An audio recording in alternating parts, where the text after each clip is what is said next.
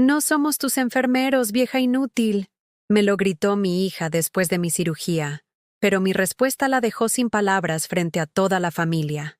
Nunca pensé que el rostro más cruel que vería en mi vida sería el de la persona que traje al mundo con tanto amor.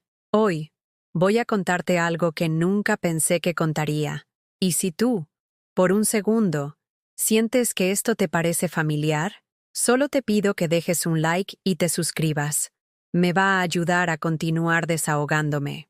Me llamo Carmen Esperanza Morales, tengo 67 años, y durante 39 años fui enfermera en el Hospital Civil de Guadalajara. Vestí el uniforme blanco con orgullo. Caminé por esos pasillos de mosaicos fríos hasta que mis pies se hincharon como globos. Y cuidé a miles de pacientes con la misma dedicación que hubiera querido recibir cuando me tocara ser la enferma. Pero nunca, jamás, imaginé que terminaría arrastrándome por el suelo de mármol de la casa de mi propia hija, con una pierna recién operada, suturas aún sangrando, suplicando por un vaso de agua y una pastilla para el dolor. Era un martes de octubre en Guadalajara. El cielo estaba gris como mi estado de ánimo, y las nubes cargadas amenazaban con soltar toda esa lluvia que tanto necesitaba la ciudad. Yo me encontraba en el cuarto de invitados de la casa de Jimena, mi única hija, recuperándome de una cirugía de menisco que había postergado por 3 años. 3 años cuidando a todo el mundo menos a mí misma.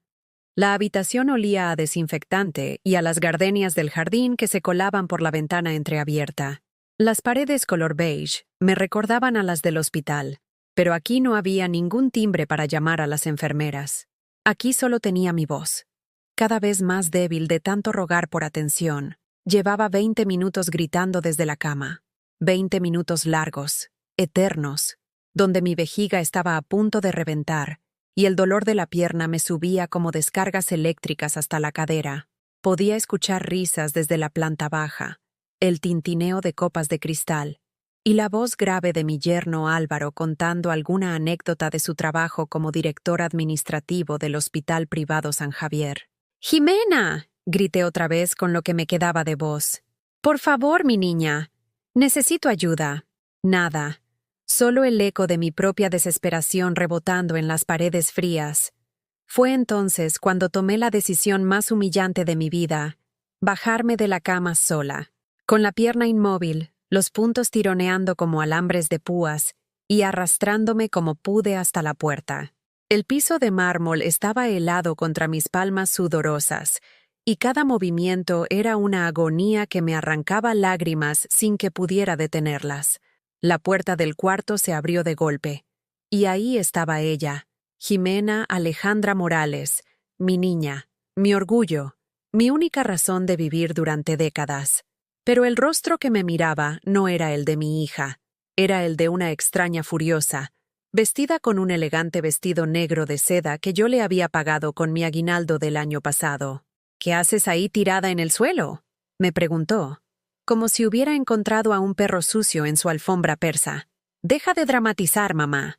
Sus ojos, esos ojos cafés que heredó de mí, me miraban con un desprecio que jamás había visto, ni siquiera cuando la regañé de adolescente por llegar borracha a casa, ni siquiera cuando peleamos porque quería dejar la carrera de medicina.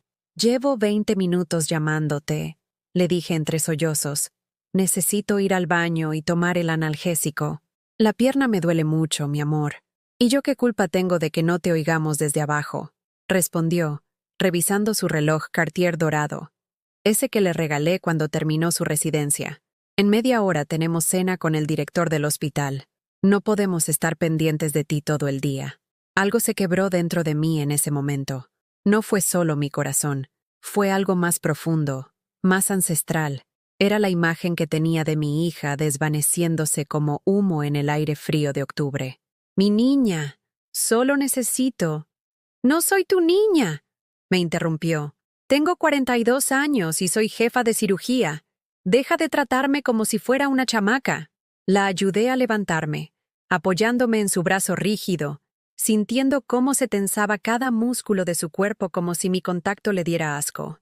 Mientras caminábamos hacia el baño, noté que llevaba puestos los aretes de perlas que le di el día de su graduación. Me pregunté si recordaría ese momento, cuando lloramos juntas de felicidad en el auditorio de la Universidad de Guadalajara.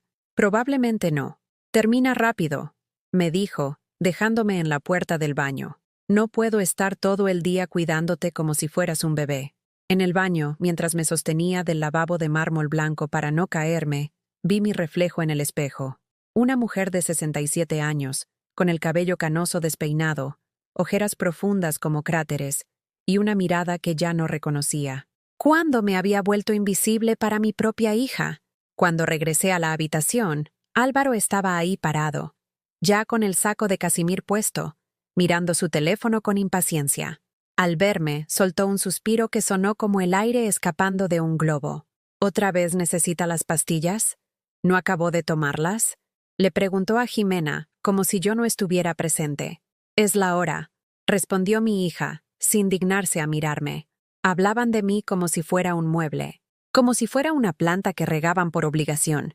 Cuando intenté abrir el frasco de analgésicos con mis manos temblorosas, el envase se me resbaló y cayó al suelo. Las pastillas blancas se esparcieron por toda la madera como pequeñas lunas perdidas. ¿Es en serio?, gritó Álvaro, con la cara roja de furia. «Esto ya es el colmo». Jimena regresó corriendo, con los labios apretados en una línea delgada y el ceño fruncido como cuando era niña, y algo la molestaba. «¿Ahora qué pasó? Tu madre dejó todas las pastillas tiradas por todo el piso.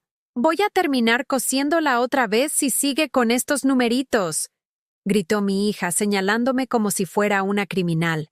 Me encogí del dolor al intentar agacharme para recoger las pastillas. Cada movimiento era una puñalada en la pierna. «¡Ya basta!», estalló Jimena. «¿Quieres que te llevemos de regreso al hospital? Porque no pienso cancelar más cirugías por tus tonterías». «Lo siento», susurré con la voz quebrada. «De verdad, lo siento mucho». Y entonces sucedió. Los dos, como si lo hubieran ensayado durante años, gritaron al mismo tiempo. «No somos tus enfermeros, vieja inútil». El mundo se detuvo. El tiempo se congeló. Y yo sentí que el alma se me partía como un cristal antiguo que se hace pedazos al tocar el suelo. Vieja, inútil, en boca de mi hija, de la niña que cargué 9 meses en mi vientre, de la bebé que amamanté durante 2 años, de la estudiante a quien le pagué la universidad vendiendo mis joyas, de la doctora que logró su especialización gracias a mis ahorros de toda una vida.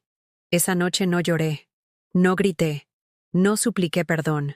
Solo me quedé despierta en esa cama ajena, mirando el techo blanco, con los puntos de la pierna ardiendo como brasas y un fuego nuevo naciendo en mi pecho, un fuego que jamás se apagaría. A las 2 de la madrugada, mientras escuchaba los ronquidos de Álvaro desde el cuarto principal y el silencio cruel de Jimena, mi mente comenzó a desenrollar el hilo de 30 años de sacrificios. Como una película en cámara lenta, cada recuerdo llegaba con la precisión de un bisturí abriendo heridas que creí cerradas para siempre. Recordé el día que Jimena cumplió 6 años y quería una fiesta como la de su compañerita de la escuela, Sofía Hernández, cuyo padre era dueño de una cadena de farmacias en todo Jalisco. Yo trabajaba dobles turnos en el hospital. Llegaba a casa con los pies tan hinchados que no podía quitarme los zapatos sin ayuda. Pero aún así me quedé despierta toda la noche haciendo flores de papel crepé rosado y preparando gelatinas de colores en moldes que había pedido prestados a las vecinas. «Mami, ¿por qué no podemos rentar el salón del Hotel Villagans como Sofía?», me preguntó esa mañana, con sus ojitos cafés brillando de esperanza. «Porque nosotras hacemos fiestas más bonitas en casa, mi amor», le mentí, mientras inflaba globos hasta que me dolieron los pulmones. «Las fiestas hechas con amor siempre saben mejor». Ella sonrió y me abrazó tan fuerte que olvidé el cansancio, el dolor de espalda y las facturas sin pagar que se acumulaban en la mesa de la cocina. Esa tarde, cuando sus amiguitos gritaron de alegría al ver la piñata que había hecho con periódico y engrudo, pensé que todo valía la pena. Pero ahora, 36 años después, en esta cama donde me trataban como un estorbo, me preguntaba si Jimena recordaría esa fiesta o si solo guardaba en su memoria las que no pude darle. El recuerdo más doloroso llegó como una bofetada. El día que Jimena fue aceptada en la Facultad de Medicina. Yo tenía 42 años y acababa de recibir la noticia de que mi hermana Rocío, mi única familia, había muerto en un accidente carretero en la autopista a Puerto Vallarta. El funeral era el mismo día que la ceremonia de bienvenida de los nuevos estudiantes. «Ve tú, mami», me dijo Jimena con lágrimas en los ojos. «La tía Rocío era tu hermana. Yo puedo ir sola a la universidad, pero yo sabía que ese día era el más importante de su vida». Había estudiado como loca durante el bachillerato, tomaba clases extras de química y matemáticas, se desvelaba haciendo ejercicios mientras yo le preparaba té de manzanilla para que no se durmiera. «No, mi niña», le dije, tragándome el dolor como una pastilla amarga. «Tu tía ya no puede esperar, pero este es tu día. Vamos juntas». Ese día, mientras la veía caminar por el campus universitario con su uniforme nuevo y sus libros bajo el brazo, lloré de orgullo y de tristeza al mismo tiempo. Enterré a mi hermana al día siguiente, sola, mientras Jimena asistía a su primera clase de anatomía. Nunca se lo conté. Nunca le dije que había elegido su felicidad por encima de mi duelo. Nunca mencioné que usé los ahorros del funeral de Rocío para pagarle la inscripción y los libros del primer semestre. Pero lo que más me dolía recordar era la conversación que tuvimos cuando ella tenía 25 años y estaba haciendo su residencia en el Hospital de Especialidades. Había venido a casa llorando porque uno de los médicos titulares la había humillado frente a todos los residentes, gritándole que era una india pueblerina sin educación, que nunca llegaría a ser una verdadera doctora. «¿Sabes qué me duele más, mami?», me dijo esa noche, con la cabeza recostada en mis piernas mientras yo le acariciaba el cabello. «Que tenga razón. Vengo de Tlaquepaque. Mi mamá es enfermera. No tengo apellidos importantes». «Escúchame bien, Jimena Alejandra», le dije, levantándole la barbilla para que me mirara a los ojos. «Tú vales por lo que eres, no por de dónde vienes. Y yo me voy a encargar de que tengas todo lo que necesitas para demostrarle a ese patán quién es Carmen Morales' daughter».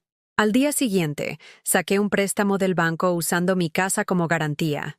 Vendí los aretes de oro que habían sido de mi madre y el anillo de compromiso de mi difunto esposo.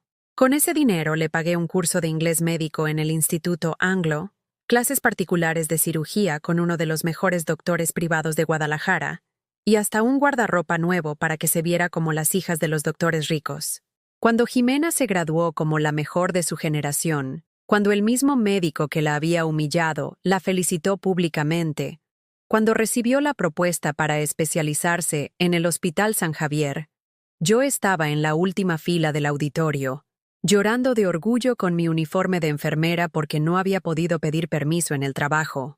Ella brillaba en el estrado como una estrella, hermosa en su toga negra, y cuando mencionó en su discurso a todas las personas que hicieron esto posible, yo supe que me incluía aunque no dijera mi nombre. Pero ahora, recordando todo esto en la oscuridad de su cuarto de visitas, me daba cuenta de que tal vez para ella yo siempre había sido invisible. Tal vez cuando agradecía a todas las personas, se refería a sus profesores, a sus supervisores, a su esposo que conoció en la residencia, pero no a la mujer que había vendido hasta su pasado para construirle un futuro. El préstamo de la casa lo seguía pagando. A los 67 años, todavía destinaba la mitad de mi pensión de enfermera jubilada a pagar esa deuda que contrajé para que mi hija fuera doctora. La otra mitad la usaba para ayudarle con los gastos de esta casa donde ahora me trataban como un estorbo. Porque sí, desde que se casó con Álvaro hace 8 años, yo había sido su banco privado. Cuando quisieron comprar esta casa en el fraccionamiento Providencia, yo aporté el enganche, 200,000 pesos que tenía ahorrados para mi vejez. Cuando quisieron remodelar la cocina con mármol italiano, yo vendí Mitsuru del 98 y les di el dinero. Cuando Álvaro tuvo problemas con el fisco y necesitó un abogado, yo hipotequé de nuevo mi casita de Tlaquepaque. Todo lo había dado por amor, por esa sonrisa de Jimena cuando conseguía lo que quería, por esa sensación de ser útil, de ser necesaria en la vida de mi única hija. Pero esta noche, tirada en esta cama ajena, con puntos en la pierna y desprecio en el corazón, entendí algo terrible. Tal vez nunca había sido amor lo que Jimena sentía por mí. Tal vez solo había sido conveniencia. El recuerdo más reciente me golpeó como un puñetazo. La semana pasada, antes de la cirugía, cuando fui a visitarla un domingo por la tarde. Llegué con tamales oaxaqueños que había comprado especialmente para ella en el mercado San Juan de Dios, porque sabía que eran sus favoritos desde que era niña. ¿Otra vez tamales?, dijo, apenas abriendo la puerta. Mamá, ya te hemos dicho que Álvaro está a dieta, y yo también cuido mi figura. Son solo para ti, mi niña, le dije, como cuando eras chiquita y los comíamos las dos solas mientras veíamos las telenovelas. Ya no veo telenovelas, mamá, respondió, sin invitarme a pasar. Tengo cosas más importantes que hacer. Me quedé parada en la entrada, cargando la bolsa de tamales que se enfriaba en mis manos, viendo cómo ella revisaba su teléfono con más interés del que me había mostrado a mí. ¿Puedo pasar un ratito?, le pregunté. Solo quería platicar contigo antes de la operación. Es que tenemos visitas, mintió. Álvaro está viendo el partido con unos colegas del hospital, pero yo podía escuchar el silencio de la casa. No había voces. No había televisión. Solo la mentira colgando en el aire como una telaraña pegajosa. Está bien, mi amor, le dije, tragándome la humillación. Otro día será. Regresé a mi casa con los tamales intactos y me los comí sola, llorando frente al televisor mientras veía un partido de fútbol que no me interesaba, solo para llenar el silencio que me recordaba lo sola que estaba en el mundo. Ahora, en la madrugada de este martes cruel, me di cuenta de que había estado comprando amor durante 30 años, pagando por sonrisas, por llamadas telefónicas, por la ilusión de ser importante en la vida de alguien. Y lo más terrible de todo era que había funcionado tan bien que ni yo misma me había dado cuenta de que era un negocio, no una relación. Hasta esta noche, hasta que las palabras «vieja inútil» me despertaron de un sueño que había durado demasiado tiempo. El dolor de la pierna era nada comparado con el dolor de entender, finalmente, que tal vez mi hija nunca me había querido realmente, que tal vez yo no era su madre adorada, sino su cajero automático con sentimientos, y que tal vez, después de 30 años pagando por amor, era hora de dejar de comprar algo que nunca había estado a la venta. Los siguientes días fueron como vivir en una casa de fantasmas. Jimena y Álvaro salían temprano y regresaban tarde, evitándome como si fuera una enfermedad contagiosa. Cuando coincidíamos en la cocina o el pasillo, fingían estar muy ocupados revisando sus teléfonos o hablando de cosas del hospital que yo, obviamente, no podía entender. El miércoles por la mañana, mientras me las arreglaba sola para bajar las escaleras apoyándome en el barandal de hierro forjado, escuché a Jimena hablando por teléfono en el jardín. Su voz llegaba clara a través de la ventana abierta. «Sí, doctora Castillo, ya sé que es mi madre, pero está imposible», decía, caminando entre las bugambilias moradas que yo había ayudado a plantar el año pasado. «Se la pasa quejándose todo el día, no puede hacer nada sola, y nosotros no podemos estar cuidándola las 24 horas. Mis piernas se aflojaron y tuve que sentarme en el escalón de mármol frío. «¿Doctora Castillo? ¿La directora del asilo San José que estaba en la Colonia del Valle? ¿Por qué Jimena estaría hablando con ella?» «No, no está senil», continuó mi hija. «Está perfectamente consciente. Es solo que ya no sabemos qué hacer con ella. Álvaro dice que esto no puede seguir así». Sentí como si me hubieran inyectado hielo en las venas. Mi propia hija estaba investigando asilos para meterme, como si fuera un mueble viejo del que quisiera deshacerse. «¿Cuánto cuesta al mes?», preguntó, y yo cerré los ojos, rogándole a Dios que no fuera verdad lo que estaba escuchando. «Entiendo. Sí, ella tiene su pensión del IMSS. Podríamos complementar un poco si es necesario». Cuando colgó, me quedé ahí sentada durante 1 hora, viendo cómo las hormigas cargaban migajas por las rendijas del mármol. Pensé en todas las veces que le había dicho a Jimena, cuando era niña, que nunca me metiera en un asilo, que prefería morir en mi casita de Tlaquepaque, rodeada de mis recuerdos y mis plantas, antes que terminar mis días entre extraños que me cuidaran solo por dinero. «Prométeme, mija», le había dicho cuando tenía 15 años y habíamos ido a visitar a mi tía Esperanza al asilo Santa Rita, «que nunca me vas a meter en un lugar así, que voy a morir en mi casa, contigo cuidándome como yo te cuidé a ti». «Ay, mami», No digas tonterías, había respondido entonces riéndose. Tú nunca vas a envejecer. Y yo siempre voy a estar aquí para ti. Mentiras. Todo había sido mentiras dulces para tranquilizar a una madre ingenua. Esa tarde, cuando regresaron del hospital, fingí estar dormida. Los escuché hablando en la cocina mientras preparaban la cena. Ya hablé con la doctora Castillo, dijo Jimena, y el sonido de los platos chocando se detuvo. Dice que pueden recibirla la próxima semana si queremos. ¿En serio?, preguntó Álvaro, y yo pude escuchar la alegría mal disimulada en su voz. ¿Y cómo le vamos a decir? Pues que es temporal, mientras se recupera completamente, que allá van a cuidarla mejor que nosotros porque tienen enfermeras las 24 horas. Genial, dijo él, porque ya no aguanto más esta situación. Anoche no pude dormir con sus gemidos de dolor. Y esta mañana dejó el baño hecho un desastre otra vez. El baño. Mi gran crimen había sido que se me cayera el frasco de champú mientras me bañaba sola, con una pierna enyesada, tratando de no molestar a nadie.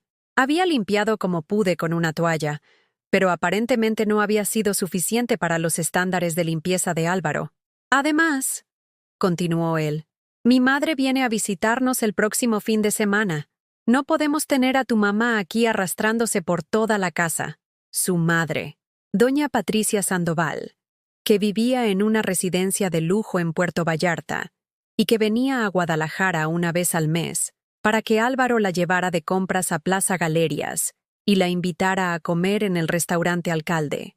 Una mujer que nunca había trabajado un día en su vida, que había criado a sus hijos con nanas y que ahora vivía de la herencia que le había dejado su marido. Una mujer que siempre me había tratado como si fuera la sirvienta cuando venía de visita. Tienes razón, suspiró Jimena. Mañana le digo que es solo temporal. Esa noche no pude cerrar los ojos. Me quedé acostada viendo las sombras que hacían las ramas del fresno en el techo, pensando en cómo había llegado a este punto, en qué momento me había convertido en una carga, cuándo había dejado de ser la madre adorada para volverme el problema que había que resolver. El jueves por la mañana, Jimena entró al cuarto con una bandeja que tenía café negro y 2 galletas Marías. Ni siquiera café con leche, que era como me gustaba desde siempre. «Mamá, tenemos que hablar», dijo, sentándose en la silla de mimbre que estaba junto a la ventana. «Dime, mi niña», respondí, aunque ya sabía lo que venía. «Álvaro y yo hemos estado pensando», comenzó, evitando mirarme a los ojos. «Creemos que sería mejor para ti estar en un lugar donde puedan cuidarte las 24 horas mientras te recuperas completamente». «¿Un lugar?», pregunté, fingiendo no entender. «El Asilo San José tiene muy buenas referencias. La doctora Castillo es amiga mía del hospital. Me asegura que vas a estar muy bien atendida». Asilo. La palabra que había evitado decir. «Pero, mija», le dije, con la voz quebrándose. «Tú me prometiste que nunca...». «Era una niña cuando dije eso», me interrumpió. «No entendía nada de la vida. Ahora soy doctora, mamá. Sé lo que es mejor para ti». «¿Y qué es mejor para mí?», pregunté. «¿Estar lejos de mi familia? ¿Morir entre extraños?» «No vas a morir», dijo exasperada. «Vas a estar mejor cuidada. Van a darte tus medicinas a tiempo. Van a ayudarte con el baño. Van a hacer que hagas ejercicios de rehabilitación. Todo lo que ella podría hacer si quisiera. Todo lo que una hija amorosa haría por su madre». «¿Y si no quiero ir?», pregunté. «Mamá, sé razonable. Mira tu situación. No puedes valerte por ti misma. Nosotros trabajamos todo el día. No podemos estar pendientes de ti. Puedo regresar a mi casa», dije, «a mi casita de Tlaquepaque. Ahí me las arreglo sola». Jimena se rió, pero no fue una risa alegre, fue una risa cruel, seca. «¿A esa casa vieja que se está cayendo a pedazos? ¿Con la pierna así? ¿Y si te caes? ¿Y si te pasa algo y nadie se da cuenta?» Mi casita, la casa donde había criado a Jimena, donde habíamos sido felices durante tantos años, donde cada rincón guardaba recuerdos de risas y abrazos, y noches de películas viendo la televisión acurrucadas en el mismo sofá. Para ella, ya no era un hogar lleno de memorias. Era una casa vieja que se caía a pedazos. Además, añadió, jugando con su anillo de matrimonio, «con lo que cuesta el asilo, Ya no vas a poder seguir pagando el mantenimiento de esa casa. Es mejor que la vendas. ¿Vender mi casa? ¿Mi único patrimonio? ¿El lugar donde pensaba morir en paz? No voy a vender mi casa, Jimena. Mamá, sé práctica. Necesitas el dinero para el asilo. Y nosotros ya no podemos seguir ayudándote económicamente. Álvaro dice que... ¿Ayudarme? La interrumpí. ¿Cuándo me han ayudado ustedes económicamente? Se puso roja como cuando era niña, y la cachaba en una mentira. Bueno, te damos casa y comida. En una casa que yo ayudé a pagar, comiendo sobras que yo no pedí. ¡No son sobras!, gritó. Comes lo mismo que nosotros. Cuando ustedes terminan. Cuando ya se sirvieron, como si fuera la sirvienta de la familia. Se levantó bruscamente, tirando la silla de mimbre. Esto es exactamente por lo que necesitas estar en el asilo. Estás llena de resentimientos. Todo te parece mal. Nada de lo que hacemos te gusta. Lo único que quiero es que me traten como a su madre, no como a una carga. ¡Eres una carga!, gritó, y las palabras salieron de su boca como balas. Todo el día quejándote, pidiendo ayuda, interrumpiendo nuestras vidas. Ya estoy harta. Se dio la vuelta y salió del cuarto, azotando la puerta tan fuerte que los vidrios de la ventana vibraron. Me quedé sola, con el café frío y las galletas intactas, entendiendo finalmente la verdad que había estado evitando durante meses. Para mi hija, yo ya no era una persona. Era un problema que había que resolver, una molestia que había que quitar de en medio. Esa tarde, mientras ellos fueron al hospital, tomé mi teléfono y marqué el número de Clara Hernández, mi mejor amiga desde los tiempos de la escuela de enfermería. Clara, que había perdido a su hija en un accidente hace 5 años y que entendía el dolor de maneras que yo esperaba nunca tener que entender. Carmen, ¿cómo estás, mi amor?, me preguntó con esa voz cálida que me hacía recordar que todavía existía gente buena en el mundo. Clara, le dije, y ya no pude contener las lágrimas. Creo que mi hija me quiere meter en un asilo. El silencio del otro lado del teléfono duró una eternidad. ¿Estás segura? Los escuché hablando. Ya hasta habló con la directora. Ay, Carmen, suspiró. ¿Y tú qué sientes? Que me quiero morir, confesé. Que toda mi vida ha sido una mentira. Que sacrifiqué todo por una hija que nunca me quiso realmente. No digas eso, mi amor. Jimena está confundida, asustada tal vez. No, Clara. Está harta. Me lo dijo en la cara. Soy una carga para ella. Y entonces, por primera vez en mi vida, dije las palabras que nunca pensé que saldrían de mi boca. Creo que mi hija no me quiere. La verdad dolía más que cualquier cirugía, más que cualquier hueso roto, más que cualquier desamor. Porque una madre puede sobrevivir a todo, menos a la indiferencia de sus hijos. Clara llegó a la casa al día siguiente, viernes por la mañana, cuando Jimena y Álvaro ya se habían ido al hospital. La escuché tocar el timbre desde el cuarto de visitas y me las arreglé para bajar las escaleras apoyándome en el barandal, paso a paso, ignorando las punzadas de dolor en la pierna. Cuando abrí la puerta, mi mejor amiga me miró de arriba a abajo con esos ojos verdes que habían visto demasiado sufrimiento en sus 65 años de vida. Clara traía una bolsa de plástico del Mercado Libertad y una cara de preocupación que me hizo romper en llanto antes de que dijera una sola palabra. «Ay, Carmen», murmuró, abrazándome con cuidado de no lastimar mi pierna. «Mírate nada más. Estás flaquísima». Era verdad. En las 2 semanas desde la cirugía había perdido tanto peso que mis pantalones de mezclilla se me caían de las caderas y mis blusas colgaban como trapos mojados. «No tengo hambre», le dije cerrando la puerta. «Desde que estoy aquí, todo me sabe a cartón». Clara me ayudó a llegar hasta la sala y se sentó a mi lado en el sofá de cuero blanco que Álvaro había comprado con el dinero que yo le presté el año pasado. Del morral sacó un termo de peltre y el olor a caldo de pollo con verduras me llegó como un abrazo de mi infancia. «Traje caldo de pollo con las hierbitas que te gustan», dijo, destapando el recipiente. «Y también traje chiles en nogada que hizo mi comadre Lupita. Sé que son tus favoritos». Me empezaron a temblar las manos cuando me pasó el primer trago de caldo caliente. Sabía a hogar, a cariño, a todas las cosas que había perdido en esta casa de mármol frío, donde nadie me preguntaba si tenía hambre, o si necesitaba algo más que sobrevivir. Cuéntame todo, me dijo Clara, acariciándome la mano con esa ternura que solo tienen las amigas verdaderas. Desde el principio, y le conté todo: la cirugía, los gritos, la humillación, los planes del asilo, las conversaciones que había escuchado a escondidas. Clara me escuchó en silencio, asintiendo de vez en cuando, sus ojos llenándose de lágrimas cuando le describí cómo me había arrastrado por el piso pidiendo ayuda. ¿Y tú qué vas a hacer?, me preguntó cuando terminé de hablar. No sé, confesé. Siento que no tengo opciones. Si no acepto ir al asilo, Jimena va a decir que soy una terca. Si regreso a mi casa, van a decir que soy una irresponsable que se pone en peligro sola. Clara se quedó callada durante un rato largo, viendo por la ventana hacia el jardín donde las bugambilias se mecían con el viento de octubre. ¿Sabes qué me da más coraje?, dijo finalmente.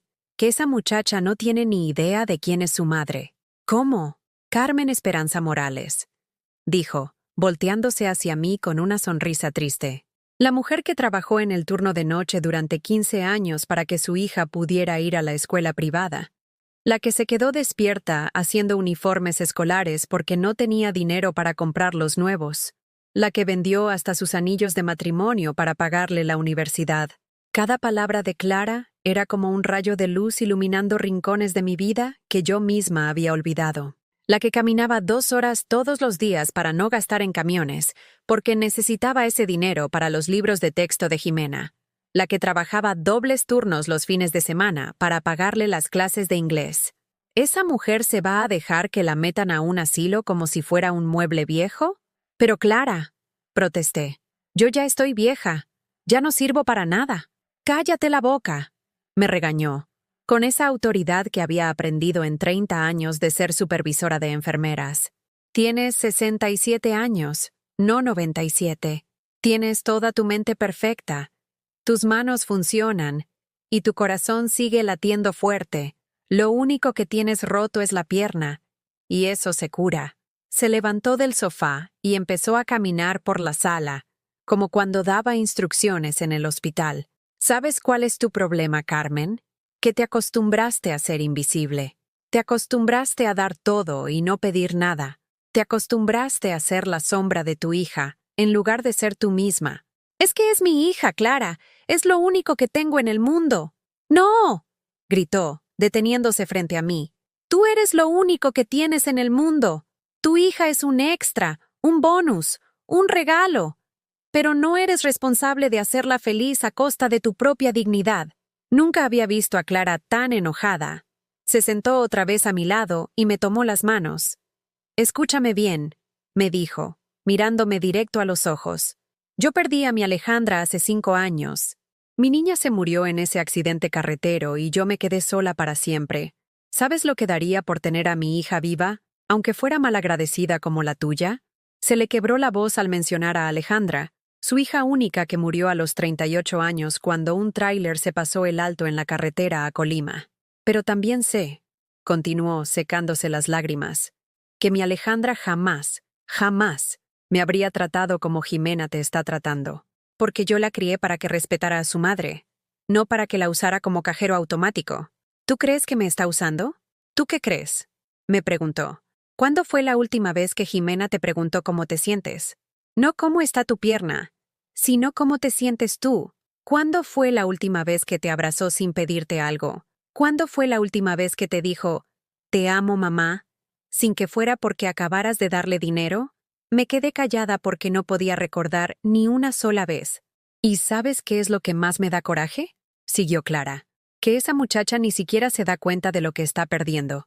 Tiene a la mejor madre del mundo, una mujer que la ama incondicionalmente, que se sacrificó toda la vida por ella, y la está botando como si fuera basura. Pero tal vez tiene razón, murmuré. Tal vez sí soy una carga. «Carmen Esperanza Morales», me gritó Clara, golpeando el sofá con la mano. «Como vuelvas a decir eso, te voy a dar una cachetada». Me asusté porque nunca la había visto tan furiosa.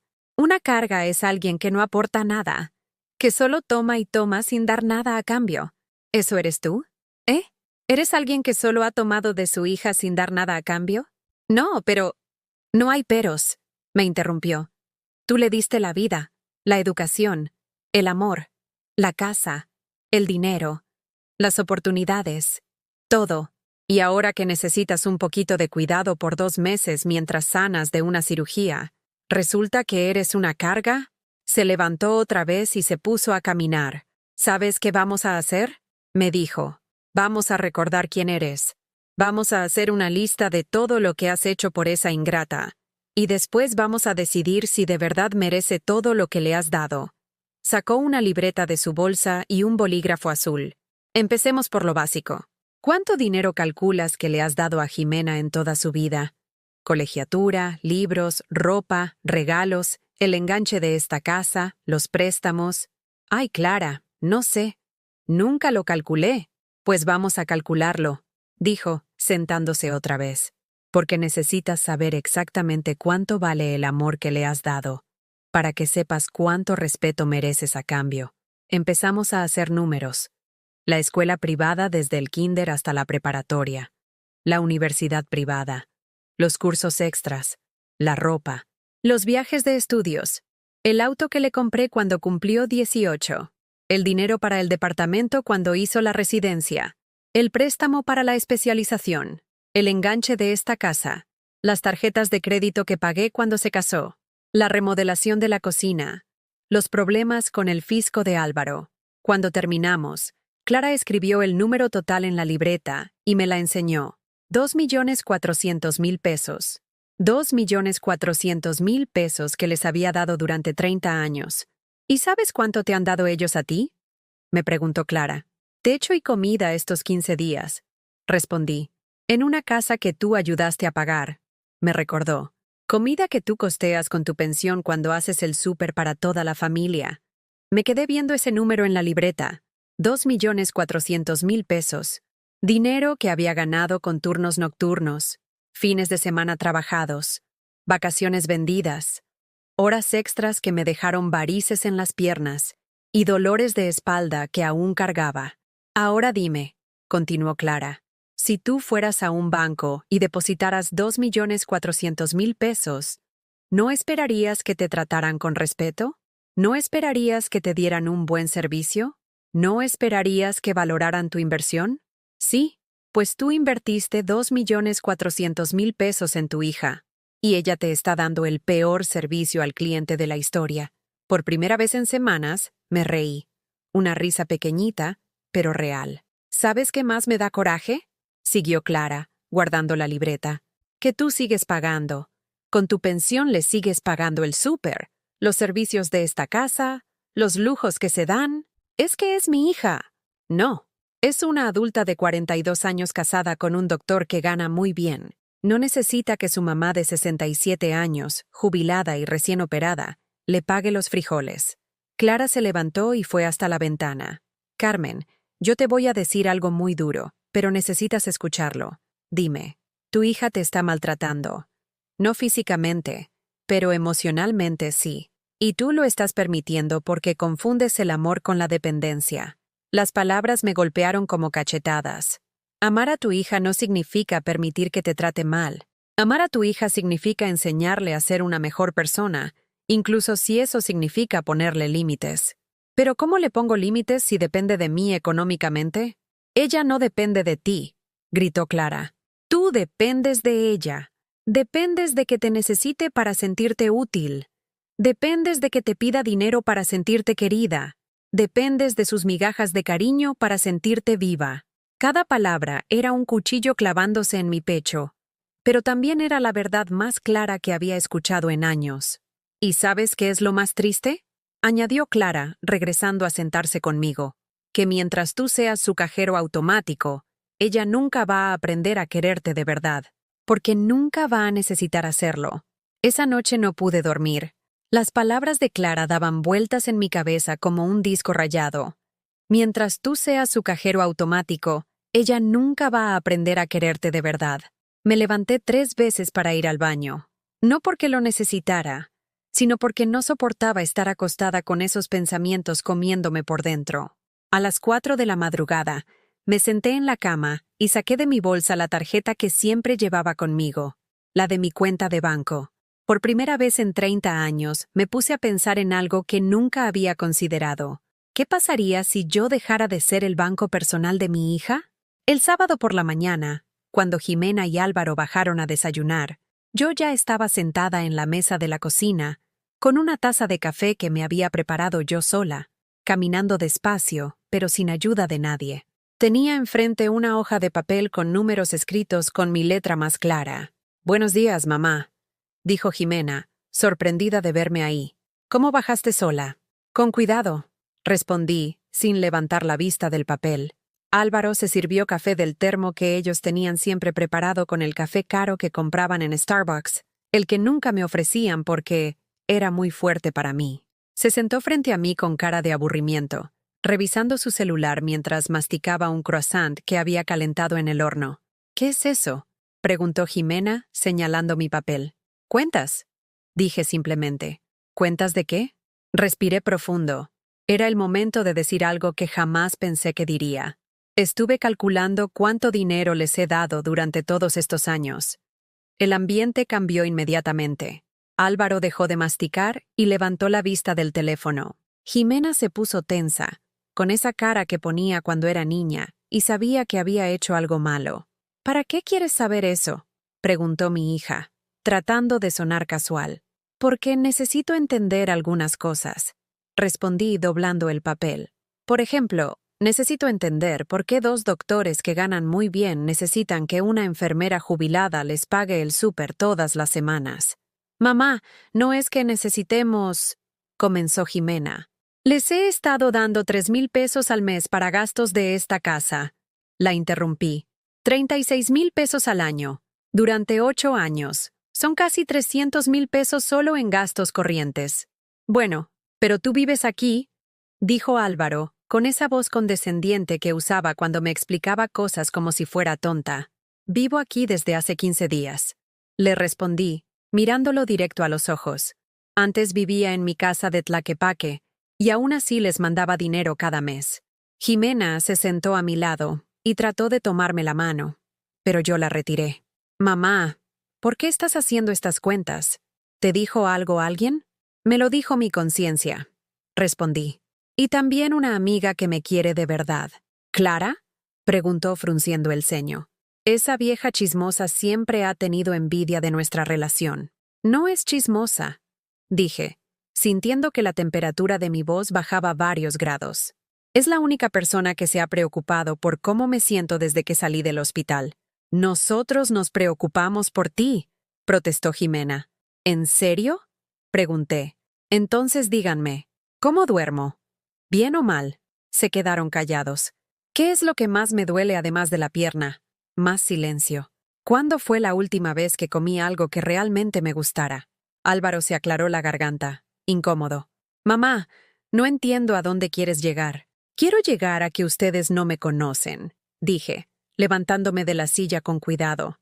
«Saben cuánto dinero tengo, cuándo cobro mi pensión, qué facturas puedo pagar, pero no saben si duermo bien, si tengo pesadillas, si me siento sola o si tengo miedo». «Claro que sabemos», gritó Jimena. «Te vemos todos los días. Me ven como se ve un mueble», respondí.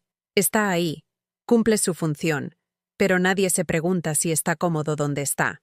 Caminé hasta la ventana de la cocina, viendo el jardín donde las bugambilias estaban llenas de flores fucsia. Recordé cuando ayudé a plantarlas, hace 2 años, pensando que algún día me sentaría bajo su sombra a ver crecer a mis nietos. Nietos que, por cierto, Jimena y Álvaro habían decidido que no querían tener porque su carrera era muy importante. «Ayer hablé con el banco», dije, sin voltearme. «¿Para qué?», preguntó Álvaro, con un dejo de preocupación en la voz. «Para preguntar algunas cosas sobre mis cuentas». «¿Qué tipo de cosas?», insistió. «Cosas que debí preguntar hace mucho tiempo». Me di la vuelta y los miré a los dos. Jimena tenía esa cara de pánico controlado que ponía cuando algo se salía de su control. Álvaro tamborileaba los dedos sobre la mesa, un tic nervioso que le salía cuando estaba ansioso. «Resulta que puedo congelar mis cuentas temporalmente», dije, «por motivos de salud, para evitar que alguien más las maneje sin mi consentimiento». ¿Por qué querrías hacer eso? Preguntó Jimena, con la voz más aguda de lo normal. Porque necesito tiempo para pensar, respondí, para decidir qué es lo que realmente quiero hacer con mi dinero y con mi vida. Mamá, estás asustándonos, dijo Álvaro. Suenas como si estuvieras planeando algo drástico. ¿Drástico? Repetí. ¿Decidir por mí misma es drástico? No, pero... Jimena se levantó y trató de abrazarme. Mamá, mi amor, estás pasando por un momento difícil. La cirugía, los medicamentos, el dolor, todo eso te tiene confundida. Otra vez me estaba tratando como si estuviera loca. No estoy confundida, dije, alejándome de su abrazo falso. Estoy despierta. Por primera vez en 30 años, estoy completamente despierta. ¿Qué quieres decir con eso? Preguntó Álvaro. Quiero decir que me di cuenta de que he estado viviendo para ustedes, no conmigo, que he estado pagando por amor que nunca fue amor real. Eso no es cierto, gritó Jimena. Yo te amo, mamá. ¿En serio? Pregunté. Entonces dime, ¿cuándo fue la última vez que me llamaste solo para saber cómo estaba? No para pedirme dinero, no para contarme tus problemas, sino solo para preguntarme cómo me sentía. Se quedó callada, con los ojos llenándose de lágrimas. ¿Cuándo fue la última vez que me invitaste a comer? Que pagaras tú. ¿Cuándo fue la última vez que me compraste algo, aunque fuera pequeño, solo porque pensaste en mí? Mamá, susurró. ¿Cuándo fue la última vez que me dijiste te amo, sin que yo hubiera hecho algo por ti primero? El silencio en la cocina era tan espeso que se podía cortar con cuchillo. Eso pensé, dije, porque el amor de verdad no se compra, mi niña. Y yo llevo 30 años tratando de comprar el tuyo. Me dirigí hacia la puerta de la cocina, caminando despacio pero con dignidad. ¿A dónde vas? Preguntó Álvaro. A mi cuarto, respondí, a hacer una llamada muy importante. ¿A quién vas a llamar? Insistió Jimena. A mi abogado. Los dos se quedaron congelados. ¿Tu abogado? ¿Para qué necesitas un abogado? Preguntó mi hija con la voz quebrada. Para arreglar algunos asuntos legales, dije deteniéndome en la puerta. Para asegurarme de que nadie más pueda tomar decisiones sobre mi vida sin mi consentimiento. ¡Mamá! ¡Nos estás asustando!, gritó Jimena. Bien, respondí, porque yo llevo 15 días asustada, sintiéndome invisible y maltratada. Ya era hora de que ustedes sintieran algo de lo que yo he estado sintiendo. Subí las escaleras paso a paso, aferrándome al barandal pero sin pedir ayuda. Detrás de mí escuchaba a Jimena y Álvaro hablando en susurros urgentes, pero ya no me importaba lo que dijeran. En mi cuarto, saqué mi teléfono y marqué el número del licenciado Mendoza, el abogado que había ayudado a redactar el testamento de mi esposo hace 15 años. Un hombre mayor, de esos que todavía creían en la palabra empeñada y en la honestidad. Licenciado, le dije cuando contestó. Soy Carmen Morales. Necesito verlo urgentemente. Doña Carmen, ¿cómo está usted? ¿En qué puedo ayudarla? Necesito congelar mis cuentas bancarias y revisar todos los papeles donde mi hija aparece como beneficiaria o cotitular. ¿Ha pasado algo? ¿Está usted bien? Estoy perfectamente bien de la cabeza, licenciado, le dije. Pero necesito proteger mis bienes y mi derecho a decidir sobre mi propia vida. Entiendo. ¿Puede venir a mi oficina el lunes por la mañana? Ahí estaré. Cuando colgué, me senté en la cama y por primera vez en semanas me sentí tranquila. No feliz, pero tranquila. Como cuando terminas de tomar una medicina amarga que sabes que te va a curar, aunque el sabor sea horrible. Esa tarde, Clara me llamó. ¿Cómo te sientes?, me preguntó. Como si hubiera despertado de una pesadilla muy larga, le respondí. Y también como si estuviera empezando otra pesadilla nueva. Es normal, me dijo. Cuando empiezas a poner límites después de tantos años, todo se siente raro al principio. Clara, ¿tú crees que estoy haciendo lo correcto? Carmen, mi amor, me respondió con esa voz suave que me tranquilizaba. Por primera vez en 30 años estás haciendo algo por ti. Eso nunca puede estar mal. Esa noche, por primera vez desde la cirugía, dormí 8 horas seguidas, sin pesadillas, sin culpa, Solo el sueño profundo de alguien que había tomado la primera decisión verdadera de su vida adulta. El lunes por la mañana, Clara llegó temprano para llevarme al despacho del licenciado Mendoza. Cuando bajé las escaleras con mi bolsa y mis documentos, Jimena y Álvaro estaban desayunando en silencio, como si hubiera muerto alguien en la casa. ¿A dónde vas tan temprano?, preguntó mi hija, sin levantar la vista de su plato de yogurt con granola. A arreglar mis asuntos, respondí. ¿Qué asuntos?, insistió Álvaro. Los míos, dije, y salí por la puerta antes de que pudieran hacer más preguntas. El despacho del licenciado Mendoza estaba en el centro histórico, en un edificio colonial de paredes gruesas y techos altos que olía a papel viejo y madera encerada. Don Roberto Mendoza tenía 72 años, pelo completamente blanco y unos ojos azules que habían visto demasiadas familias destruirse por dinero. Doña Carmen, me dijo, levantándose de su escritorio para saludarme. Qué gusto verla después de tantos años. Aunque me imagino que no son circunstancias felices las que la traen aquí.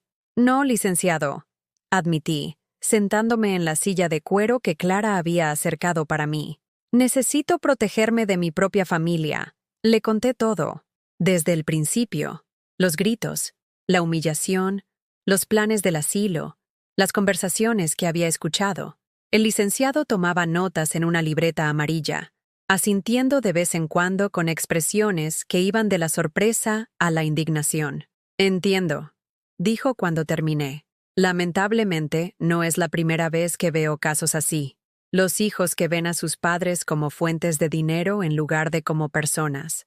¿Qué puedo hacer?, pregunté. Varias cosas, respondió, revisando sus notas.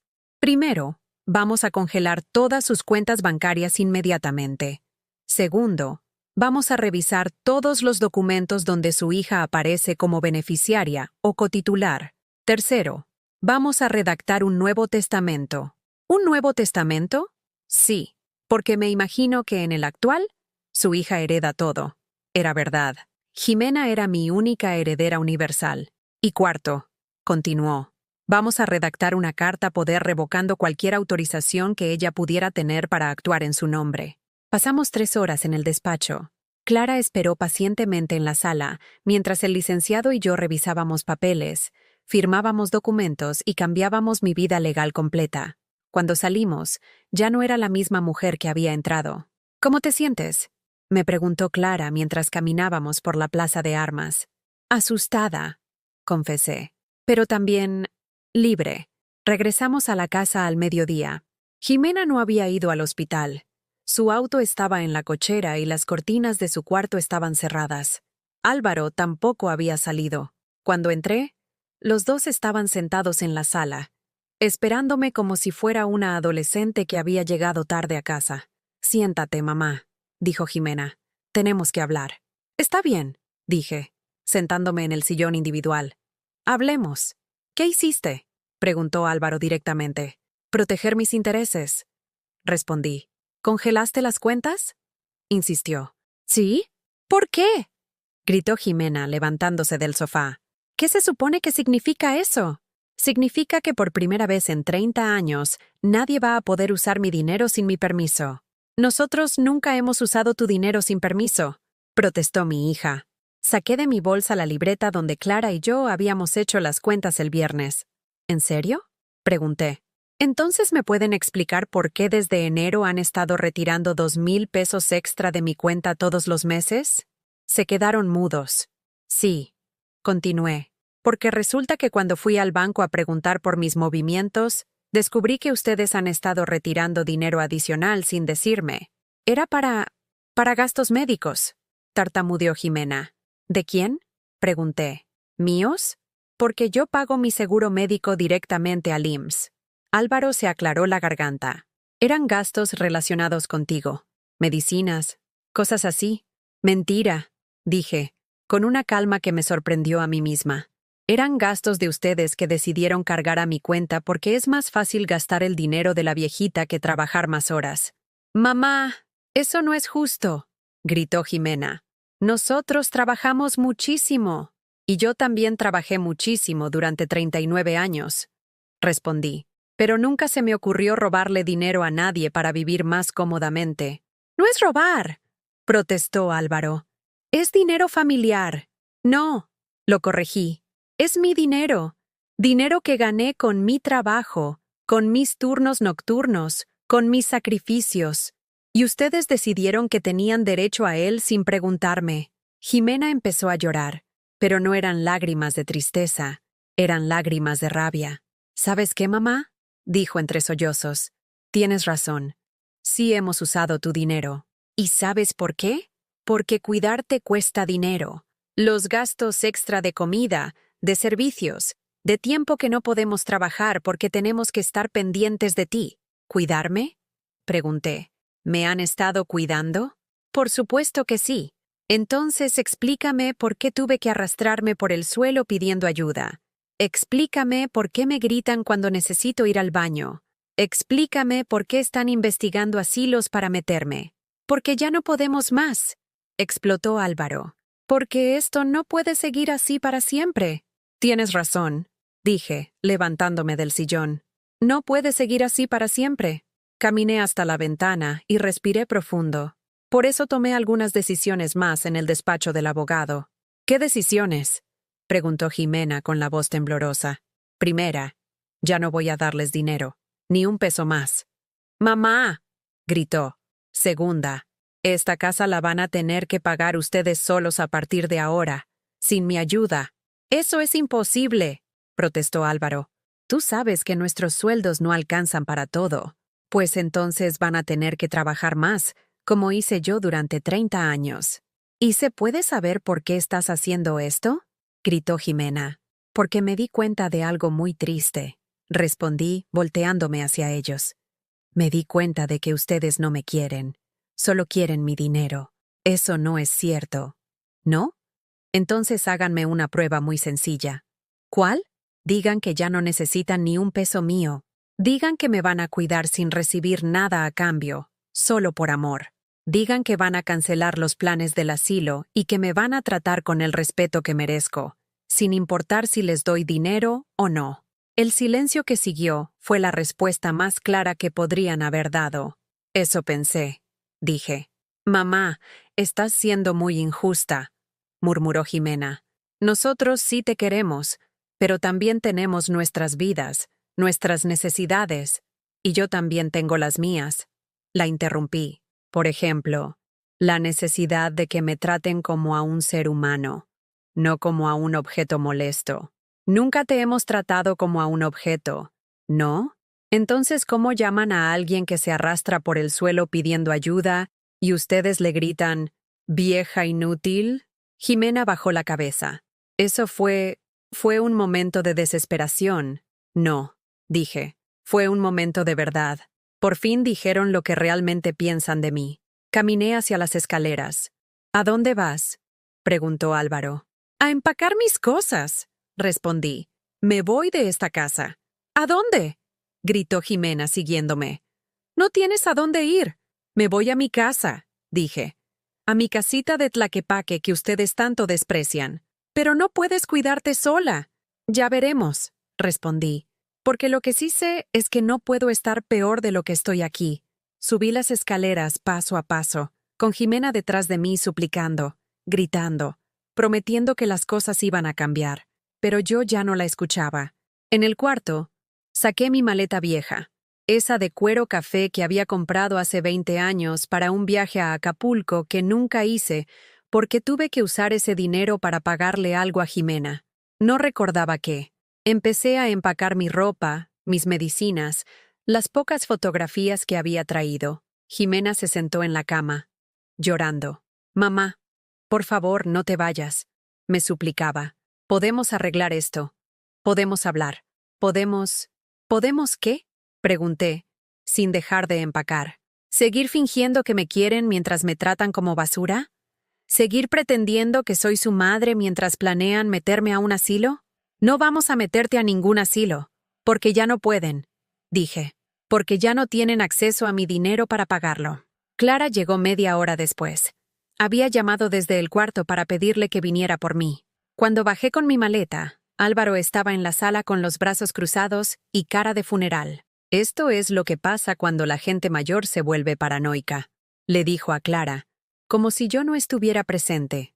Joven, le respondió Clara, con esa voz de autoridad que había perfeccionado en 30 años de mandar enfermeras.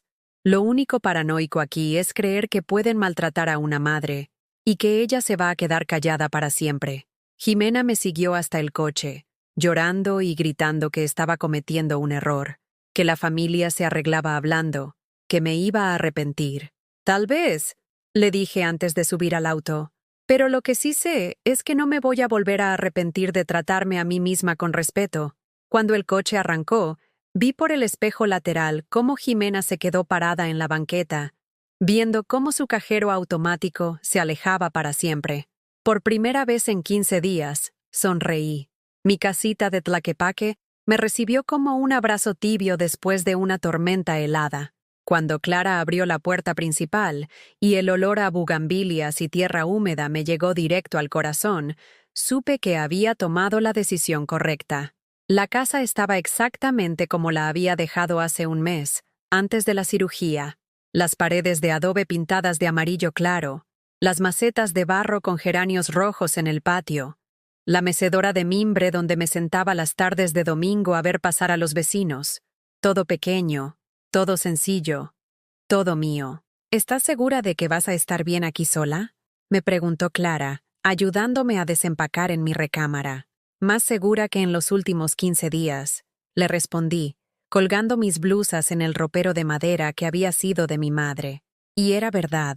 Aunque mi pierna todavía dolía y caminaba despacio, me sentía más fuerte aquí, en mi territorio, rodeada de mis cosas y mis recuerdos buenos. Esa primera noche dormí como no había dormido en años, sin ruidos de autos caros llegando a medianoche, sin conversaciones sobre dinero filtrándose por las paredes, sin la sensación constante de estar molestando por existir, solo el silencio suave de Tlaquepaque y el canto de los grillos en el jardín. La mañana siguiente me levanté temprano, como toda la vida. Preparé café de olla en la estufa de gas, con canela y piloncillo, y me senté en el patio a ver salir el sol detrás de los tejados rojos del barrio. Por primera vez en meses, no tenía prisa por nada ni nadie esperando que les resolviera algo. A las 9 sonó mi teléfono. Era Jimena. «Mamá, ¿cómo amaneciste?», me preguntó, con esa voz suave que usaba cuando quería algo. «Bien», respondí simplemente. «¿Ya desayunaste?». «Sí». «¿Te tomaste tus medicinas?». «Sí». Un silencio incómodo. «Mamá, siento mucho todo lo que pasó ayer. Álvaro y yo estuvimos hablando toda la noche y...». «Jimena», la interrumpí. «No quiero hablar de eso ahorita». «Pero mamá, necesitamos arreglar esto. Somos familia. Las familias se arreglan con hechos, no con palabras», le dije. «Cuando tengas hechos que mostrarme, hablamos». «¿Qué clase de hechos?». «Los que tú sabes». Colgué. No con enojo, sino con tranquilidad. Por primera vez en mi vida, había colgado el teléfono a mi hija sin sentirme culpable. Los siguientes días fueron una revelación. Descubrí que podía cuidarme sola mucho mejor de lo que creía. Caminaba despacio pero segura por mi casa. Me cocinaba comidas sencillas que me sabían a gloria después de semanas de sobras frías. Y poco a poco fui recuperando rutinas que había olvidado. Las mañanas las dedicaba a regar mis plantas y a leer en el patio. Las tardes a caminar por el barrio, saludando a los vecinos que me conocían desde hacía 20 años y que se alegraban genuinamente de verme de vuelta. «Señora Carmen», me gritó doña Esperanza desde su ventana. «¡Qué bueno que ya regresó! La extrañábamos mucho por aquí». Extrañada. Esa palabra me sonaba tan rara después de meses de sentirme como un estorbo. Don Jacinto, el señor de 85 años que vivía en la esquina, empezó a pasar todos los días por mi casa para preguntarme si necesitaba algo del mercado. «No se preocupe, señora Carmen», me decía. «Yo voy todos los días. No es ninguna molestia traerle lo que ocupe». Molestia. Otra palabra que había definido mi existencia durante tanto tiempo, y que aquí, en mi barrio, entre mi gente, simplemente no existía. Una tarde, mientras podaba los rosales del jardín, llegó Clara con una sorpresa. «Tengo noticias», me dijo. sentándose en la mecedora de mimbre con una sonrisa misteriosa. ¿Qué noticias? ¿Te acuerdas de Patricia Salinas? Patricia había sido nuestra compañera de trabajo en el hospital, una mujer divertida y trabajadora que se había jubilado 2 años antes que yo. Claro que me acuerdo. ¿Qué pasa con ella? Pues resulta que está organizando un grupo de mujeres jubiladas para hacer actividades juntas. Van a clases de baile, hacen viajes cortos, se reúnen a jugar lotería. ¿Y quiere que te unas? La idea me sonaba extraña. Desde que Jimena era pequeña, todas mis actividades habían girado alrededor de ella. Trabajar para pagarle la escuela, ahorrar para sus gastos, estar disponible cuando me necesitara. No recordaba la última vez que había hecho algo solo porque me gustaba. No sé, Clara. No creo que sea mi tipo de cosas. ¿Por qué no pruebas? Insistió. Solo una vez. Patricia dice que van a ir a Chapala el próximo sábado a comer pescado y a platicar. Nada comprometedor. El sábado, Clara pasó por mí temprano. En su coche íbamos Patricia, yo y otras 3 mujeres que había conocido de vista, pero nunca había tratado realmente. Mercedes, Refugio y Amparo. Todas jubiladas, todas con historias parecidas a la mía. Durante el camino a Chapala, empezaron a contar sus experiencias. Mercedes había criado sola a 4 hijos después de que su marido la abandonó por una mujer 20 años menor. Refugio había trabajado como secretaria durante 40 años para mantener a sus padres enfermos y a su hermano discapacitado. Amparo había sacrificado su juventud cuidando a su suegra con demencia, mientras su esposo hacía como que el problema no existía. Lo que pasa, dijo Patricia mientras manejaba por la carretera a Chapala, es que las mujeres de nuestra generación crecimos creyendo que nuestro valor dependía de cuánto nos sacrificáramos por otros. Y mientras más nos sacrificábamos, añadió Mercedes, más invisible nos volvíamos para las mismas personas por las que nos estábamos matando. Sus palabras me calaron hondo. Era exactamente lo que me había pasado. En el restaurante frente al lago, mientras comíamos pescado blanco y tomábamos cerveza bien fría, estas mujeres me contaron historias de renacimiento que me dieron esperanza. Mercedes había aprendido a manejar a los 60 años y ahora viajaba sola por todo México.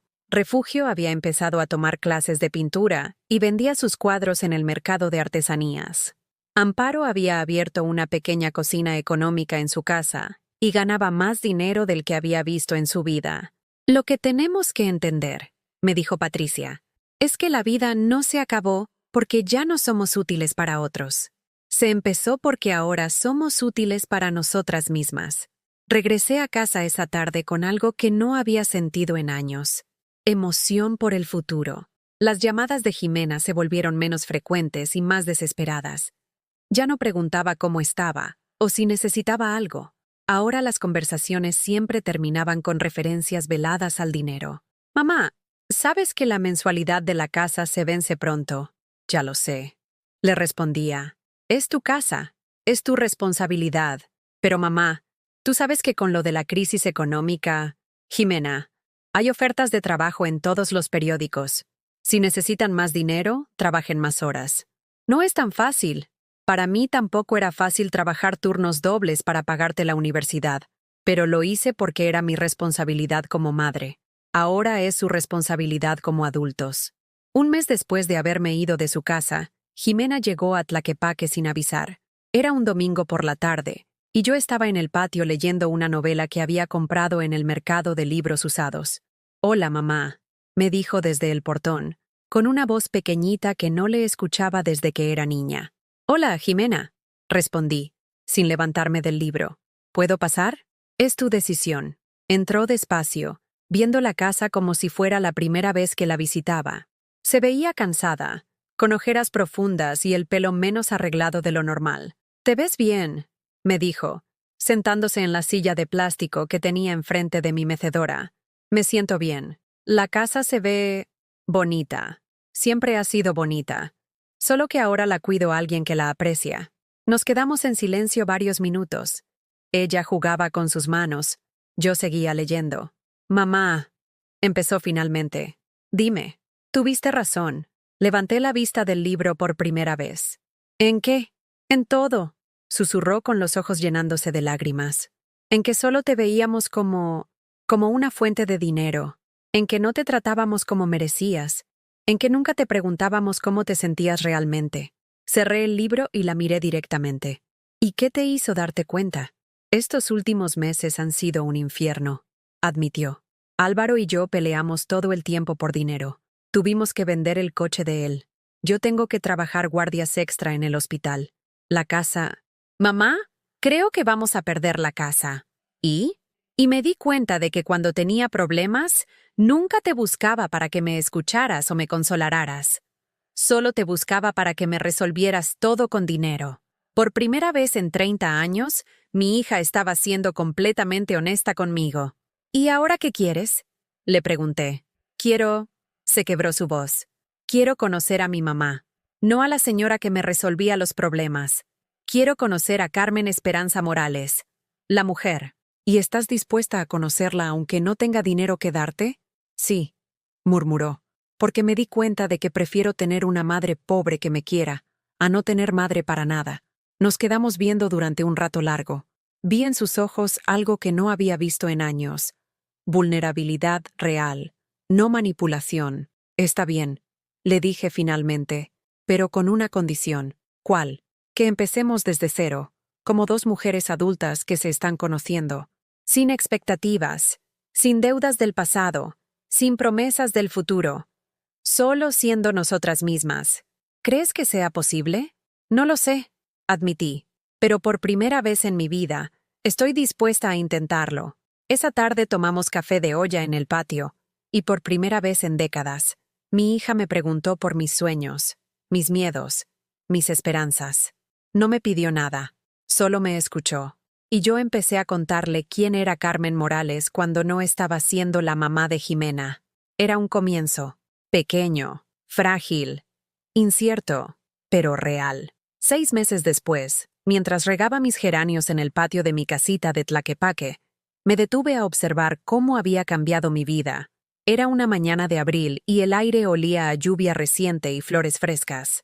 Por primera vez en décadas, no tenía prisa, no tenía deudas emocionales que pagar, no tenía que demostrarle mi amor a nadie sacrificando mi dignidad.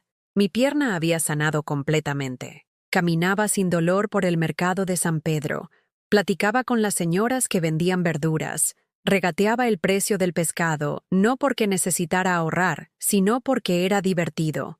Había redescubierto el placer simple de vivir sin estar resolviendo problemas de otros. Los martes y jueves tomaba clases de bordado con doña Mercedes en el centro comunitario. Los sábados, el grupo de Patricia organizaba excursiones a pueblos cercanos. Tonalá, Tlajomulco, Ajijic. Por primera vez en mi vida adulta, tenía amigas verdaderas, no conocidas de trabajo que desaparecían cuando terminaba el turno. Mi rutina era simple pero mía.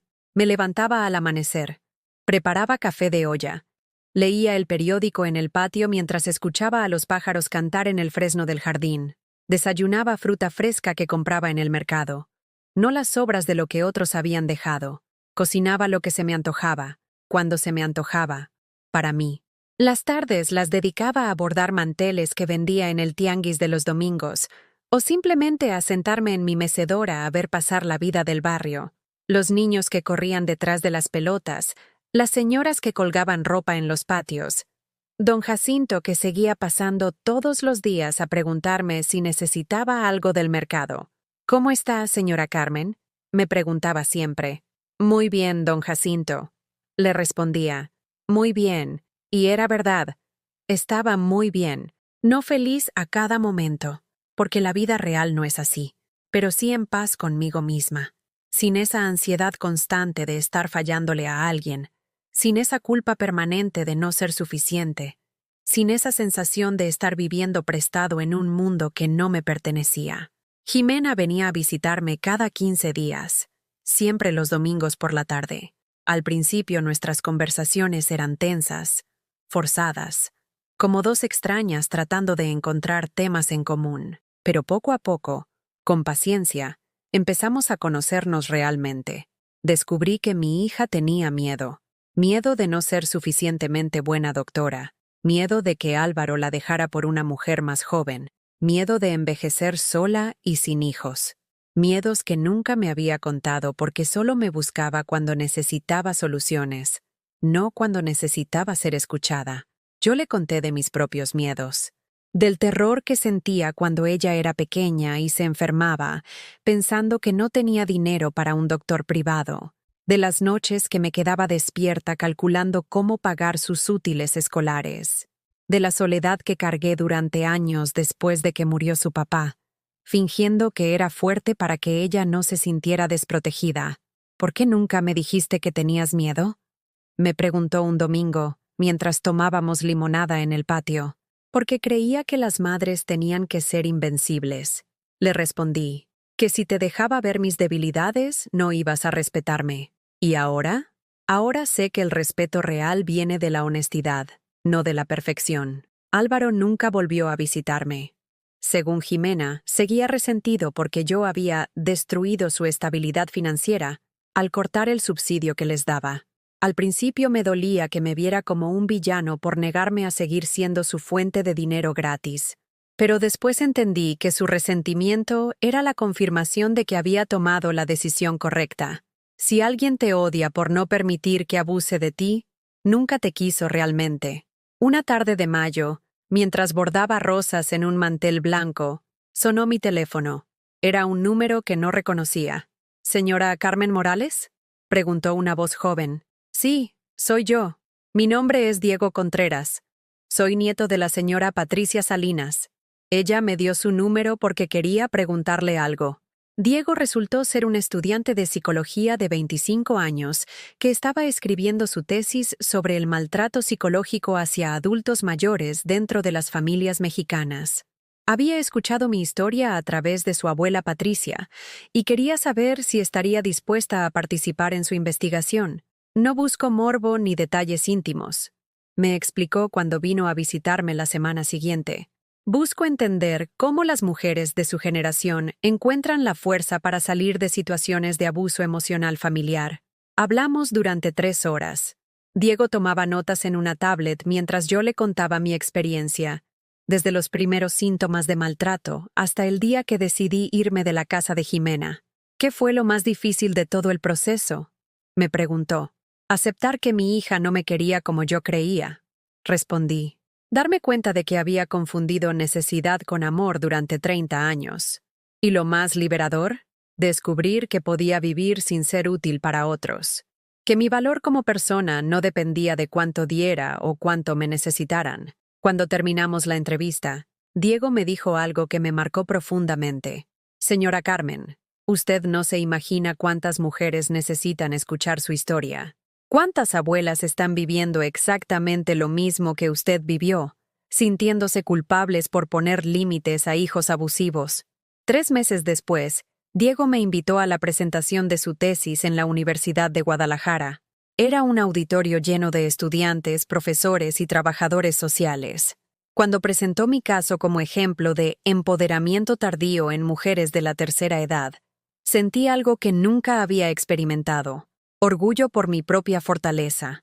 Al final de la presentación, una señora de unos 70 años se acercó a mí con los ojos llorosos.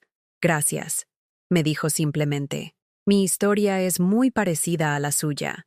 Después de escucharla, creo que ya sé qué tengo que hacer. Esa noche, sola en mi casita, entendí algo fundamental. Mi sufrimiento había servido para algo. No había sido en vano. Había aprendido lecciones que podían ayudar a otras mujeres a no pasar por lo mismo que yo pasé.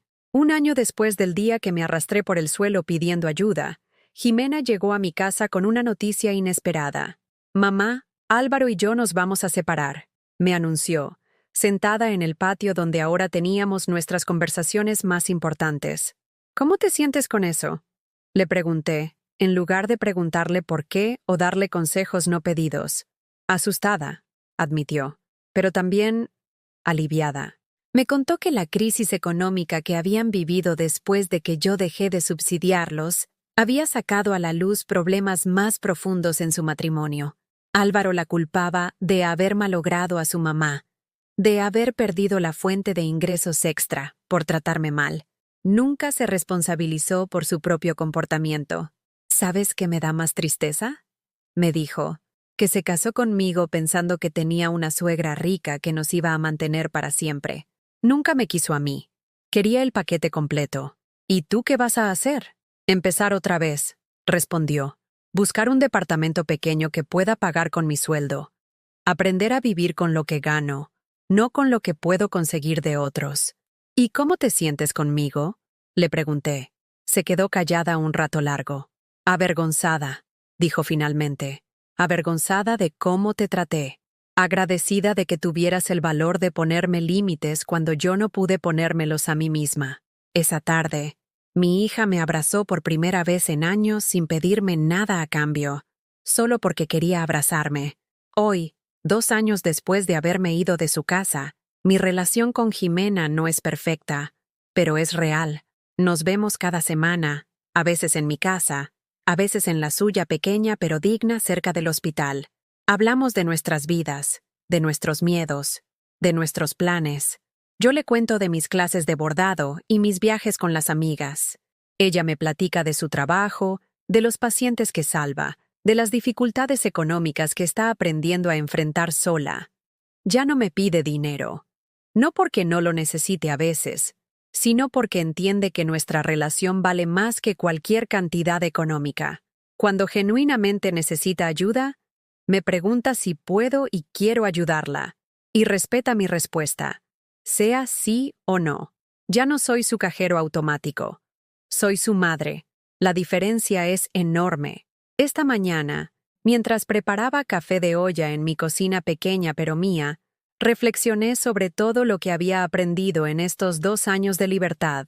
La lección más importante era simple pero revolucionaria.